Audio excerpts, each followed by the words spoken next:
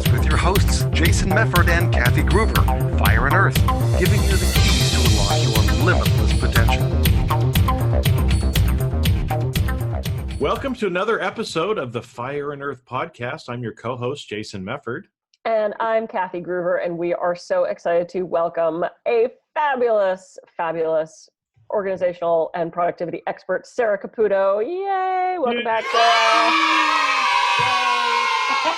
Okay, so this is the second episode we've had with Sara, and we got your background and master's in Antioch of organizational psychology and all this stuff. But here's the question I have for you, because I was on your website and I read the Learn About Sara part. And I was reading your background and I'm like, oh dear, we grew up the exact same way.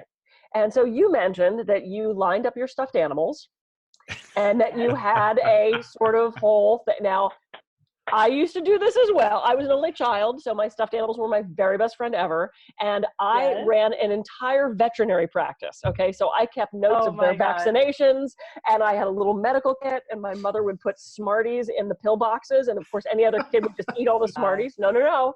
You were allowed one a day. That was the prescription. So I had this whole, this medical thing running, and there was a section in your bio where you said you set up your own desk and you were on doing phone calls, you were doing interviews, and you were doing all this stuff. I did that exact same thing. I ran an entire business out of my basement. It was called Consolidated Fuzz, which I got from the Addams Family.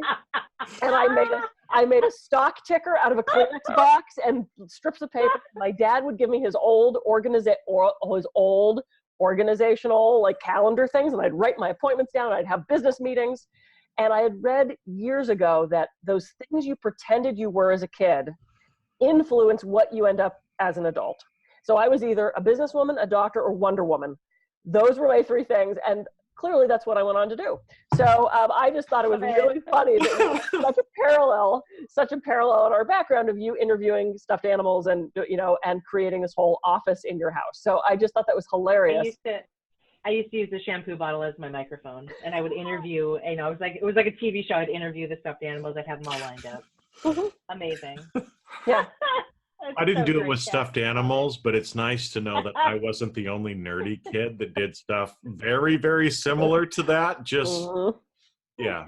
Yeah. So for anybody that's watching this episode, if you did something like this, let us know that, because let us know we're not the only three crazy people in the world that were, doing this kind of thing as a kid. So this leads us to who we, but I do think this sets up who we are now. Those things that we played at as kids set us up now. So it does not surprise me in your background in reading all that. And I literally am just laughing in my kitchen as I'm having breakfast, reading what you did as a kid, because I did the same thing. And I think you and I are actually very similar. Sorry. So, that's awesome. And it's funny because kind of what we had kind of planned to talk about today, I think actually starting off with that is interesting because, Pablo Picasso, the great artist, he used to say that, you learn art, but then when you really kind of master art is when you revert back to a child in creating art. Right. And that a lot of times, again, as we look back, and even as I've tried to be a little introspective, who I'm trying to become is who I wanted to be as a child. But in the middle part of my life, I got taught, you can't do that. You need to do this instead. This is how you succeed. And so as we talk about, productivity and prioritizing, I think often, again, as we're all midlife, if we actually look back and think about what we really wanted to do or what we valued and prioritized as a kid, I think we're going to find that really is underneath what we do value as well. And so again, like you said, what was it, Dr. Wonder Woman and something else, right? Businesswoman, businesswoman, you're doing that, right? In three different areas: organization, interviewing, it's like you're doing it now, right? So anyway, we went off track. Awesome. We can come back now. We do that sometimes. But yeah, so we're talking unscripted and raw. So we're talking about priorities, and we're talking about putting yourself at the top of that triangle, which I think so many of us aren't doing. We're focused on everybody else's needs, everybody else's priorities. Where do we fit into that? So, Sara, you're the expert in this category. So let's launch into putting ourselves back at the top of that triangle. Yeah. So think about a triangle, and then think about a little triangle at the top.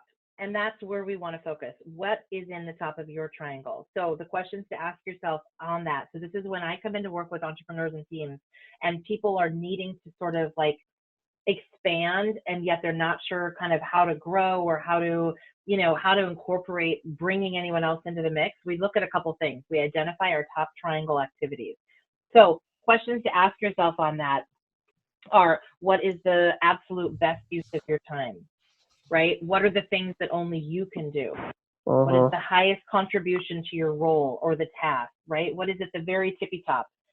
Where do you know you should be spending more time? Like, where does that sort of settle in your body? Like, I know I shouldn't be over here. I know that this is a better spot for me. And what's your highest level work? Because if we're not focused on those, we are in the weeds. We're either in our top triangle or we're in the weeds, right? And a lot of people go, well, I'm kind of in the middle a lot. And I'm like, nope, you're either in the top or you're in the weeds. There's no middle on this. We have to have those strong boundaries to say, I'm doing the highest level triangle work that I can be doing, or I'm really in the weeds today, right? So when you know kind of where you're at, it becomes easier to figure out what it is you need to stay in the top of your triangle. And this model that you guys are going to put in the show notes that people can take a look at is all about learning what you need to stay in the top of your triangle. So there's 3 things, and these are the 3 areas I sort of enter in with organizations and with small businesses and with entrepreneurs, is looking at 3 different areas. And those 3 areas are your team and people, process and systems, and communication and accountability. And the reason we look at those 3 and we keep it very simple, and when you guys are looking at the triangle, it's a very simple tool, is that are the right people in the right seats? Are you delegating to people? Do you even have the right person, right? Like, so often this is the conversation. It's like, I just don't think you can do all this. I think you need to bring in somebody to do something for you 20 hours a week. You need to have an assistant. There needs to be a little bit more of a, right, of help in that area. So that is going to keep you in the top of your triangle. Everything is about trying to keep you in the top of your triangle. So team and people, are the right people in the right seats? You have people properly trained. So often people are not properly trained, and guess what? If they're not trained right, you're going to end up doing the work, which puts you in the weeds. You're there because you're not going to trust that you're delegating to them. All these things do is they serve us as a foundation so that we can trust and we can stay in the top of our triangle. If these are out of whack in any way, we do not trust, and then we're not able to stay up there. So your processes and systems are like your project management system, looking at your email system, looking at literally your paper system. How are you structured? How are you set up? And then when we start getting in with teams, how are you communicating with teams through, are you using Slack? Are you using, you know, what kind of software are you using, right? So those systems, if those are not very dialed in, then everybody's going to be mucking around in the weeds, because those systems are there to support us. That's our infrastructure. And then looking at communication and accountability, which is the #1 challenge with teams and the #1 place that we always come back to, and that I come back to a lot of times in terms of coaching. So looking at, are you doing your one-on-ones? Are you doing team meetings? Are you over communicating? Are you under communicating? What does now if we're working with millennials and if we're working intergenerationally, texting doesn't work for everybody. Yet if somebody is texting you what they got done for the day, and that isn't a mode of communication, that's a problem, and that's going to put you in the weeds. So thinking about, like, how do people communicate? What is the best way to communicate with your team? And then holding accountability to that, which is absolutely the key. And we're very afraid to hold accountability because it forces us to do something we don't want to do, which is have hard conversations.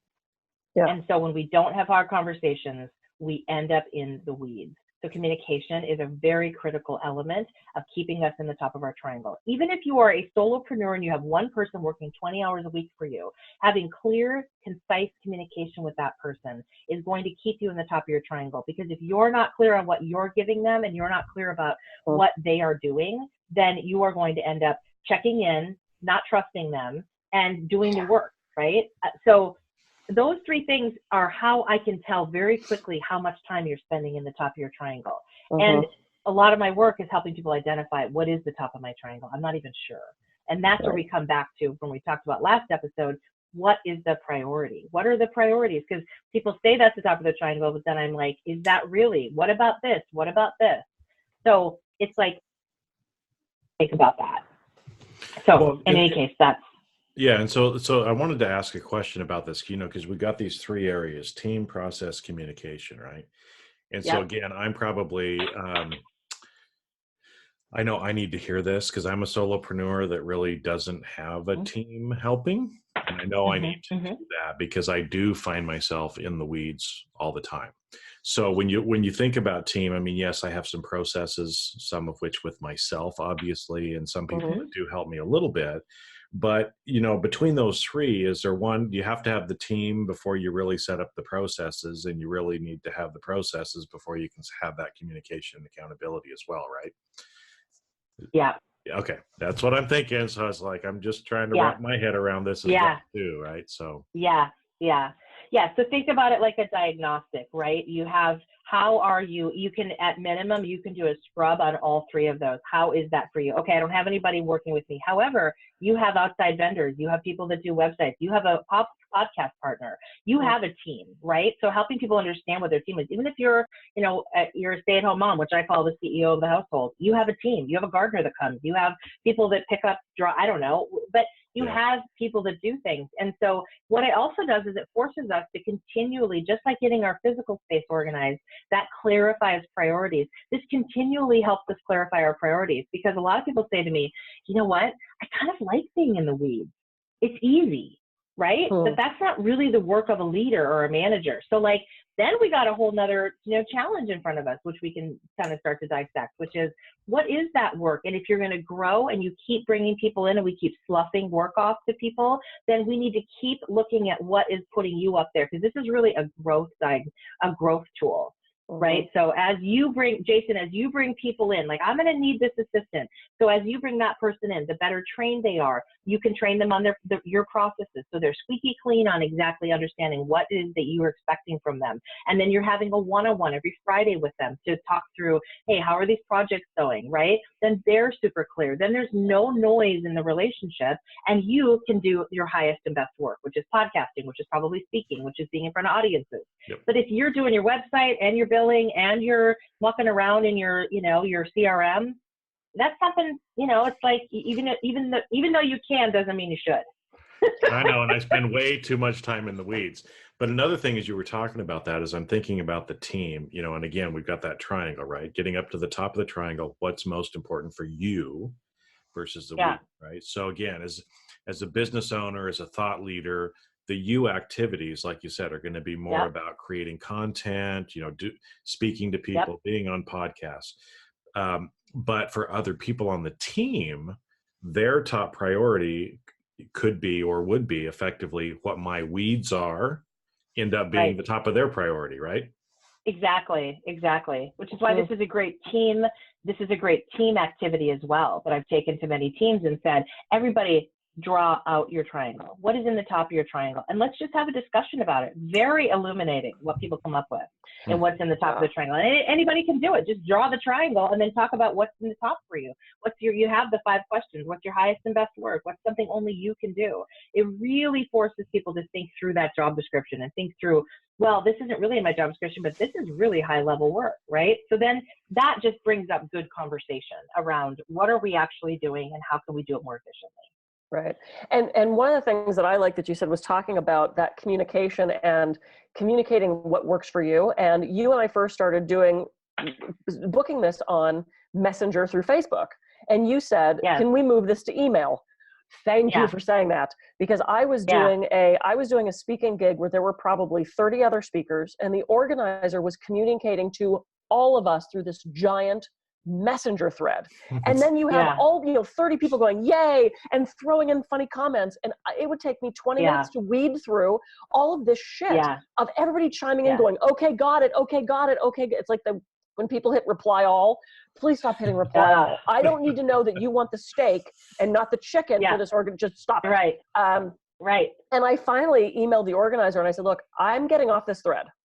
If you have something you need to communicate with me, you need to send me an email, because I am wasting all of my free time weeding back through to see what you said originally. And she kind of got pissy with me. And I'm like, I don't have time to do this. I don't sit around all day and do nothing but wait for your messages to come in. I have clients. I have a job. If there's something you need me to know, be an adult. I didn't say all this. Of course, it was in my head. Like, email me. You know, I don't want to weed through everybody's funny comments about what you just said. My time. And I had to be the bad guy, and step out of that drama triangle and say what my needs were, you know, and to me, it was more efficient, and to everybody else, they can waste their time weeding through all this other crap. So I think, you know, expressing what you need and what you want is so important. And I don't think most people have even identified that, you know. Yeah. I had an audio issue. Okay. There Can we you go. hear me? Yep. Okay, perfect. Yeah, I mean, setting that boundary is huge, Kathy, and that's what you did, you know, so the boundary is big. And here's the thing, like, just to backtrack on that for a sec, the reason I did that is because I don't have Facebook on my phone, because that is a problem for me. I can get lost in the rabbit hole of that. Yep. So I took it off my phone, set that boundary. That has felt good to me for a long time. So when people come through Facebook, and I get a lot of messages on them, really the first thing I do is say, let's move this to email, just because I can't, like, it's not a system for me that works, like with communication. I forget about it. I look at Facebook maybe once a day, and sometimes not even. Do you know what I mean? So it's just, that's a great example of, like, asking for what you need, like you did with that other organizer, and setting that boundary and knowing what your own system is, right? So I know what systems work best for me, and I need to keep things in alignment with those systems so that I don't spend a lot of time chasing the bright, shiny object. Yeah. Right. So what happens when your system doesn't jive with their system? What if she only wants to communicate with me through Messenger? How do you, how do you do that? Or people, you know, you only can do your appointments through this online system. I don't like doing appointments through an online system. I would rather have a 2-minute phone call about when can we meet, as opposed to me weeding through some Calendly program. So what happens when you're trying to have a partnership with someone and your systems don't match? How do you fix that? Yeah, such a good question. You know, I think there's two things you do. One is you say, this isn't going to work for me, and you beg out of it. Secondly is you have a conversation and find another way. And that happens all the time for people, right? Like, especially in this intergenerational workforce that we have. There are 24-year-olds working with 60-year-olds, and that is a major problem communication-wise. So there has to be a place to come together, and I facilitate a lot of these discussions. What is going to work for you? So I think part of it is asking for what you need and telling that person. I mean, part of the time, if it's a doctor and it's just a pain in the ass, then you just have to do it. But I'll tell you, I have begged out of things where I'm like, this is going to be too much work. It's not worth my time. Yeah. I'm going to say no to this, because it just is. And I know on the front end, if it's this much work, when we get to the end, it's just going to be awful. Yeah. Yes. Well, and it seems like this process that we're talking about too, you know, again, so you started with the team, and so let's just take this again, maybe kind of from the team perspective, right? Is how are we now, what are the processes that we're going to use to help communicate? And part of that, again, is sometimes you have to have the hard discussion. Somebody has to make the decision, right? I'm the boss. Yep. I prefer this way. Everybody else on the team, what is it, right? And maybe if you have 5 people on your team, the other 4 people hate your communication preferred method, then maybe you're the one that needs to switch, even though you're the boss, right? Yeah. To come up with something that works for the team. And it's not going to be perfect probably for everybody, but come to some compromise. And like I said, I love that, you know, having the hard communication. I know sometimes, you know, me personally, I like to shy away from having the hard conversations. But that's the only way that we can actually push through and get to where we really need to be. And so, if you're having a process or communication issue, you got to have those hard conversations and actually move through it, figure it out. Yeah. It's the only way. And I'll tell you, it's really where the work that I do with teams has gone, is I have become a cross between a workplace therapist and a business partner for leadership to help bridge some of those gaps. And it has been awesome and interesting, because I can put everything back through the lens of workflow, and it always comes down to me coaching leadership on how to have the hard conversation. Here are some talking points. It's not that scary. You need to ask their opinion. They are people that have an opinion, and you're going to get good insight from them. So, like, it's just, there's no other way around it. It's, you know, it's the Brene Brown work, right? It's like putting yourself out there, being vulnerable, and stepping deeper into that conversation. And at the end of the day, people just want to be seen and heard. And that is true. I mean, you know, you'll laugh at this, but I sort of feel like working with teams and organizations, it's like everybody's just playing out all their family stuff from years and years ago in this organization, right? So it's the same stuff. We all just want to be loved, understood, seen, and heard. Right. Well, and I think and paid. We got to get paid. And paid. Right. You know, because we started off talking about the productivity triangle, you know, and about you at the top. And as we've been talking too, you know, I think, like you said, this is a great kind of transformative tool for people to use, because if you do this with your team, right, and you know what you think your highest priority is and what you think your weeds are, when everybody on the team goes through it, then again, you can figure out, do we have the right people in the right seats? You may be asking somebody, you know, to update the website. I don't know, I'm just making something up, right? And they just hate doing that, right? But obviously it's a weed for you, but if they hate it and they don't see it as being a priority for them, they're not going to feel valued if you keep asking them to do low priority work. So maybe you switch that to somebody else, right? And just be able to you know, find out on the team what everybody else's desires are, what they think their highest and best use is, and then, you know, modify your processes and tasks to match up with the people that you have on the team. Yep, definitely. I mean, the way to work with this, and as sort of the takeaway tool from this session, is list out, this will be in the show notes. So when you print this out, list out what you feel your top, you know, say 5 top triangle activities are. Chunk them together, and what are the 5 best uses of your time in whatever role you're in, as a leader, as a CEO, as an entrepreneur, as a stay-at-home mom. It doesn't matter. We all are spending our most valuable resource in some way, shape, or form. This crystallizes it for us. Then go down to the bottom and write down who's on your team. Write down what are your processes and systems. Everything you do is a process. Everything you do is a system, right? And then write down, what is your communication? Are you having one-on-ones with your life partner? Stephen, my hubby, and I, once a week, we come together to talk about the business of our relationship. If we didn't do that, I'd be mucking around in the checkbook all week. I don't want to do that. I want to focus one time with that hat on and be laser focused. He's on my team. That's communication. We have a system, right? So all 3 work together, and that helps me stay on the top of my triangle so I don't spend time mucking around in the weeds. So you have it all. It's just a matter of slowing down and looking at it and saying, this diagnostic tool is going to help me take things to the next level if I give it the attention it needs. And you can do it with your team. You can do it individually, do it with your family. Yeah, it's just a good tool. I have a question. When you said those original 5 questions, and you said, what is your highest level of work? What do you mean by that? Because I don't know that I grok that one. What does that mean? So my highest level work is being in front of an audience. It's my highest level work, right? So my highest level work is not doing my invoicing and doing my website. Can I do both? Yes, I can.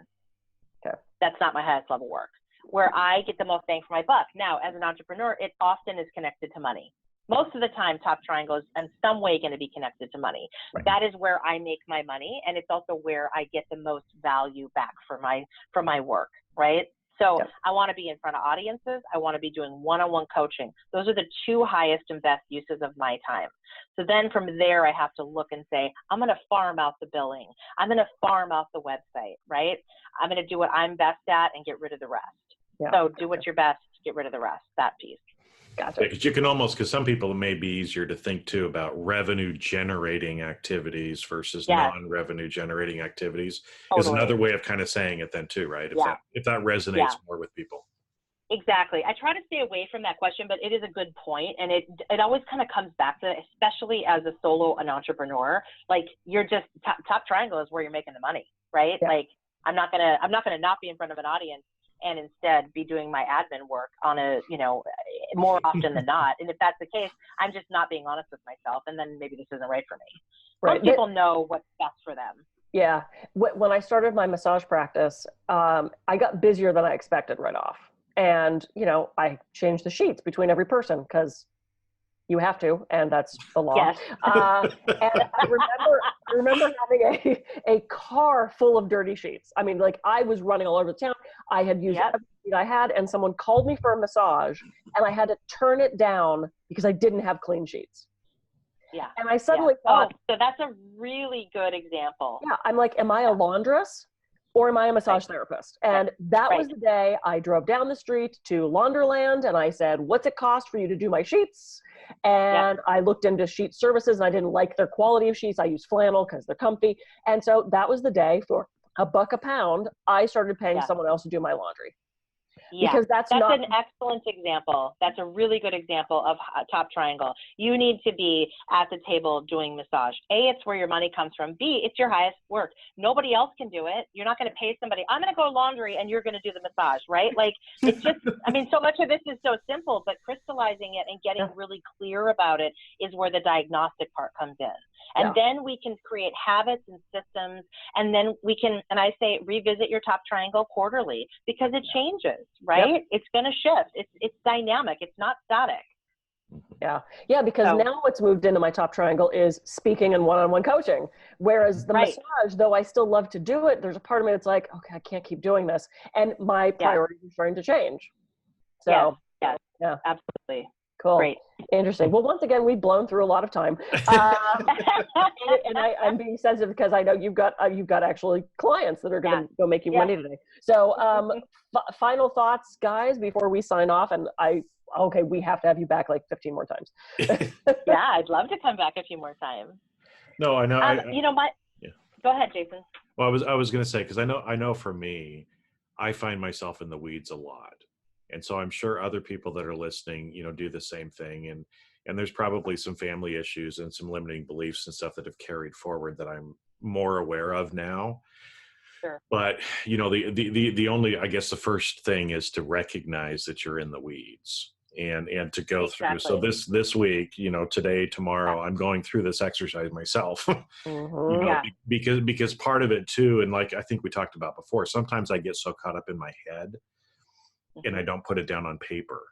And so all of these weed activities that I'm doing that's causing me to work more hours in the week than I probably want to, I need to actually list out what those are so I can start figuring out who else can help me as well. Because if I'm going to spend more time in the top, I got to get rid of some of those other things as well. And so this is a great, great takeaway that I hope everybody who's listening, reach out, get this information, because it's a fabulous tool that I'm excited to go through myself. So thank you for being on. Yeah, my pleasure. You're welcome.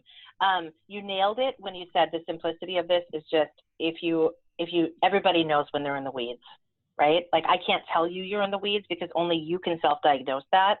So if you're in the weeds, use this tool to identify what is in the weeds, what is in the top triangle, and start to work with it a little bit. And, the top triangle allows us to play big in our lives. And that's where we want to be. And that's where the gifts are. So thank you for having me today. Appreciate it. Anybody can reach out. I've got lots of resources and stuff. So please feel free to email me if you have questions of anything. And you guys will have some of these one sheets in the show notes that people can take too. Yeah. So what's your website? It's SaraCaputoConsulting.com.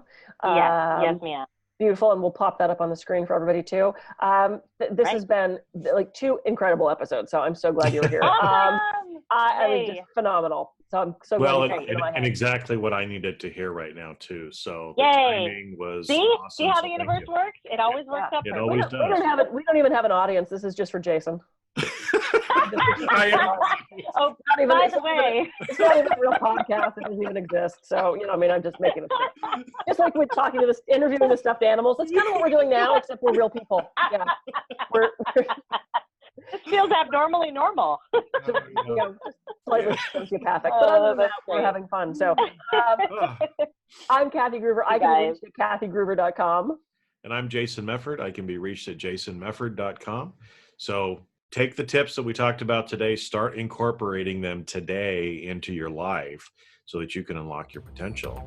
We'll see you on a future episode of the Fire and Earth podcast. See ya. Thanks, guys.